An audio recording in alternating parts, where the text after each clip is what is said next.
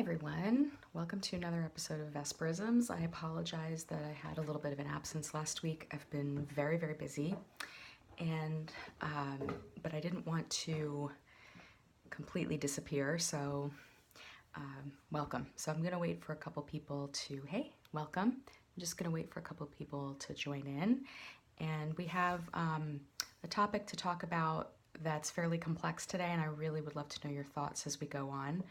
So we'll just wait another 30 seconds. But basically what we're going to be talking about is worldview, the why behind the what of being an artist, the kinds of things that you consider when you're doing this crazy thing of making art and culture shaping and all of that stuff. So I think I'm going to just jump in because these videos tend to get a little bit long if I wait too much in the beginning. So we'll just trust that whoever's supposed to be on here will be on here. So we're going to talk about something fairly complex today, and I've been devoting a lot of thought to this over time. I'm going to be taking this fall to kind of lead us into some discussions about, like I said, the why behind the what of being an artist. So going deeper into our worldviews and considering what we really think, why we really do this. So here's a little bit of the background behind this reasoning, and I'm not going to get to everything today. This is just to kind of lay out why I'm going to be leading these discussions this fall. So ever since I started work on What the Night Sings, it was right around the new year of 2015, and my worldview has undergone, let's say, an expansion. A few fairly monumental things happened while I was developing the book. First and foremost, if you've probably heard me talk about why I started working on this book. That's for another time. You can watch that in another video. But first and foremost, I was immersing myself very deeply in the study of the Holocaust. And that will absolutely change a person. If you don't have some sort of grounding, guiding spiritual principle in your life that's already fairly strong, studying the Holocaust can really do some damage. I liken it to having a raw wound on my soul that won't heal because it's always being rubbed, on something. There's always something that will kind of trigger that wound to open back up. And I think we have to keep in mind or realize for the first time maybe that the Holocaust was a singular event. It was even a defining event in human history. It's the event that coined the term genocide. We didn't have a paradigm for that before, beyond the Armenian genocide, but that was unknown, relatively unknown at the time. And you'll never be able to stop asking the question, how did German society get to that point? I mean, this is the culture of Bach, culture of Goethe. It's a society of artists, Germany, for centuries, like one of the leading societies in the arts. And yet, this is the society that gave us the gas chambers and Dr. Mengele. We really have to grapple with this. So, it was a society which actually grew in tolerance for a time and offered its Jewish population more freedom than a lot of other societies had given, more integration and things like that. So to wrap your mind around this question of how does an artistic, intellectual, developed society get to that point, you find yourself in the study not just of Hitler and Mein Kampf, but the very nature of totalitarianism itself, of dictatorship, but most of all, how the average citizen gets caught up or actively participates in their own growing restrictions and those on their neighbors. Okay, so right around the time I started work on the book, in January 2015, the shootings at Charlie Hebdo happened in Paris. So there was this coordinated terrorist attack, as you probably remember, in Paris at a satirical magazine. It took the lives of 12 people at this magazine called Charlie Hebdo. And the reason they were a target was because they portrayed Islam and Muhammad satirically. And that day they killed a lot of illustrators, and that felt fairly personal. I was in grad school at the time. I went to class, it was like, here we are, we're sitting in a room of illustrators, and it was intense. And then they turned their sights on a kosher supermarket called Iber, where they killed 4 Jews. And because I grew up in a Jewish home, and because of this book I was working on, that also felt fairly personal. So artists and Jews. And artists that were of a kind where, like, whether you like their message or not, they were free thinkers. They were trying to be free thinkers. So the people that did this had in their mind the ideal of a society where people like free-thinking artists and Jews wouldn't exist. Then there was an exercise in my writing class in which we were asked to write an op-ed about political ads on the sides of buses. And regardless of what you think about that, what was unbelievable to me was that my class turned into a sort of referendum on the First Amendment. And my classmates, most of whom were in their early to mid-20s, were seriously calling for restrictions on freedom of speech. Now, keep in mind, I was getting a Master of Fine Arts degree in illustration. These were artists, and they were calling for censorship, basically. Political censorship at that. I mean, this is not common. The artists are usually the ones who are calling for anti-censorship. So throughout my 2 years there, both in school and in the culture, I kept hearing the same calls for clampdowns on free speech, on freedom of religion, freedom of association, all while I was studying the rise of Nazi Germany and its effect on the lives of ordinary people, neighbors who became conditioned to watching their neighbors being marched out of town with nothing but a suitcase. Neighbors who basically helped themselves to the empty homes and possessions of their Jewish neighbors. So, and then, to put even more fine point on it, then Donald Trump got elected, and then the crap really hit the fan. So, I mean, when you're working on the book about the Holocaust, and the new president is being compared to Hitler, and everyone is wanting to punch Nazis, you kind of sit up and you take notice and you go, okay, where are we? What's going on here? Okay?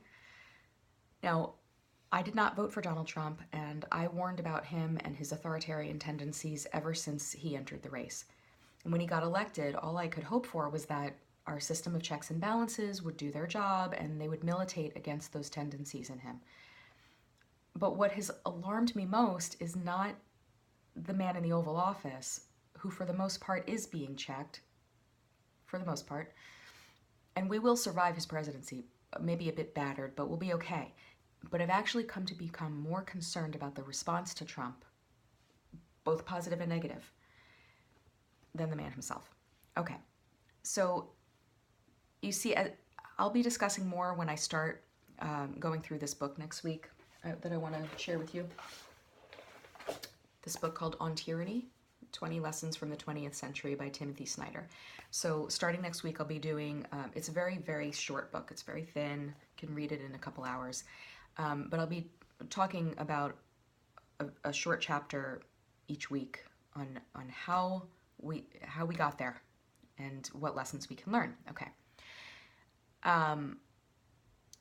But you see, what we'll be discussing is how the average citizens wound up fulfilling Hitler's goals in far greater measure than even he could have ever conceived. In some sense, beyond just being the most evil man in history, he was actually a catalyst for the ultimate expression of the genocide of the Jews that already lay in the heart of the people. It didn't actually take that much conditioning. It was neighbors who helped the Einsatzgruppen shoot people into pits. It was neighbors who ratted out the Jews that they knew. The U.S. Holocaust Museum, if you've never been, please go. Anyway, it has a whole exhibit on neighborly complicity, and if you haven't seen it, either go or go online to their website where they have an online exhibition of it. It's called Some More Neighbors. So when you're an author, you're supposed to be on Twitter. And I never had much use for it as an illustrator because it's not a visual platform. I'm more of an Instagram girl myself. I like this. I like I like seeing things. But if you spend any time on Twitter at all, first of all, I don't see anything posted by the interesting people I follow, the artists, the authors. The algorithm just gives me things that they retweet or like, and 99% of the time it's political. Like everything has become political. And it's usually filled with accusation and vitriol. There's like nothing redeeming about it. Like I just want to go on there and talk about books or read about books. But instead I get, there's a reason why people call Twitter like a burning dumpster fire of human interaction and political discourse. It's because it is. That's what I get when I go on Twitter, so I don't really go on Twitter a whole lot. There's literally nothing redeeming about that conversation happening on Twitter. No one's teaching or learning anything. All it is pure id. It's pure anger. And as someone I'm an 8 on the Enneagram, so I understand anger and I understand the power of anger. And it's something I'm always trying to militate against. But it is an expression of what is underlying people's understanding right now. And there is a ton of pressure to choose sides. Like George W. Bush said, you're either with us or you're with the terrorists. But see, I've never liked that kind of thinking. I don't want to be boxed in. I don't want to be forced to choose sides because life is not like that and people are not like that. People are complex and their thought processes are complex and their reasons and their motivations and their emotions are incredibly multifaceted. And just because someone belongs to this or that category does not mean they need to be in lockstep with everyone else in that category. Because there's a multitude of iterations and combinations that make up a human being. Whether you consider yourself a liberal or conservative or left or right or whatever, that is actually a deeply fundamentalist and religious way of looking at the world. These political categories have taken on not almost, but actually a religious meaning and a religious fervor. And the conflict is ideological and therefore it's religious. Make no mistake about that. And I will be talking about that more in future episodes here. Human beings we have religious impulses and you can't take that away just because you don't adhere to a quote unquote religion. All right. So I started thinking about this word neighbor because it has a special place in my own belief system as I'm a Christian. So I follow this man who had a lot to say about neighbors, things like love your neighbor as yourself, things like love your enemy, or if you even offer a cup of cold water to someone in my name, you've done it unto me. And I realized that I had to change my thinking and I had to sort of like get back to that place.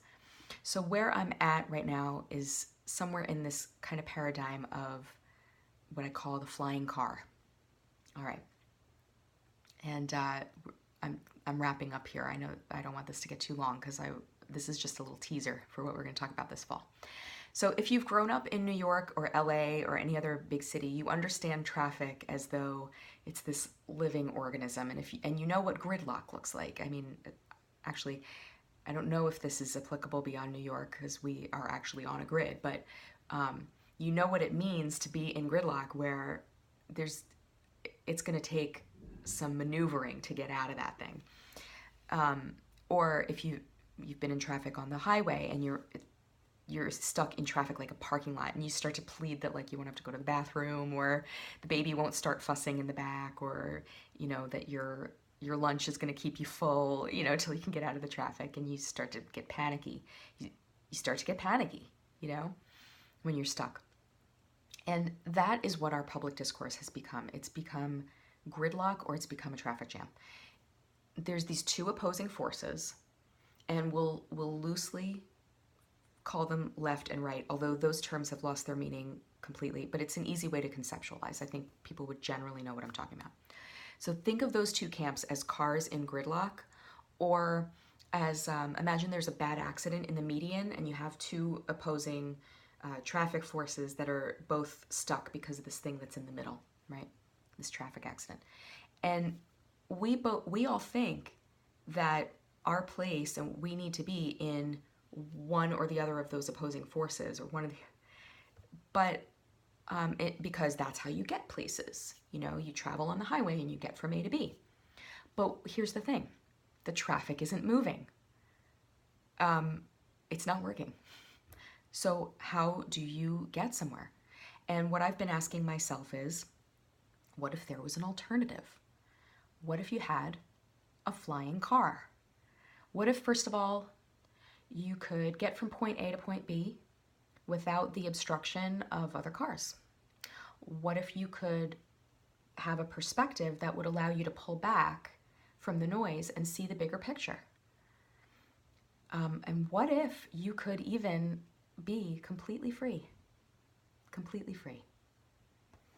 It's somewhat like what people have called the third way, but even that term has been politicized. I Googled it. I thought I was using it, you know, in the way I understood it, but if you Google it, you'll understand it's actually become a political movement, and I don't want to do that. I don't want to operate that way. So to me, the flying car picture, which I will unpack more in future weeks, is more related to what C.S. Lewis called the upside down kingdom. It's that complete reversal to the whole way that the system seems to operate. It's this paradigm in which you love your enemies, you pray for those who persecute you. It's where you see each and every human being not as an adherent to one category or the other, as a heretic or an infidel to your ideological religion, but as a unique and complex person who might have something to teach you about a facet of life you hadn't considered. It's where you might be able to care for people that you never imagined. So I'll be talking about this paradigm more as we go on, and as I begin talking about this book again on tyranny next week. But the reason it's important to talk about here is because most of us that are engaging on these Insta-Lives, most of us are artists, and we have a real part to play in this. We have a part to play in the subject of sight and seeing, in expression, public expression, private expression, and freedom of speech and thought and censorship. So with that as sort of a teaser, I'd love to know your thoughts, so DM me. I'll be putting this up on my IGTV if Instagram decides to save it this time. Been having some trouble. But yeah, please let me know your thoughts and if this resonates with you or if you hate it. And we'll talk next week. So thanks so much. Bye-bye.